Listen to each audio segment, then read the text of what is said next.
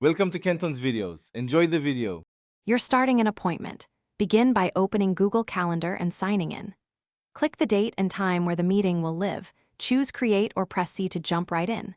Enter a concise title, select the exact time range, add a location, and invitees now so availability shows. Once done, set visibility to default or private, and use the description field for agenda or intake form links. This saves back and forth and makes the booking clear for everyone. Now focus on the details that prevent confusion. Enable conferencing if remote, attach files like intake forms, and set the correct time zone. This avoids missed appointments across regions. Choose notifications. Email for reminders, pop-up for immediate alerts, and pick lead times that suit your workflow.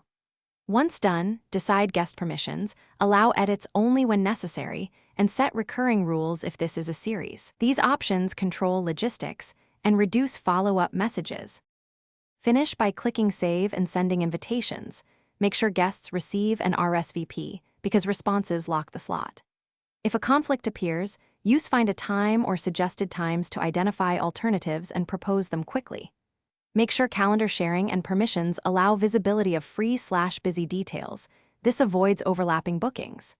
If something goes wrong, refresh the page, clear cache, check account permissions and calendar sharing, and resend the invite. Thanks for watching. Consider subscribing if we helped you.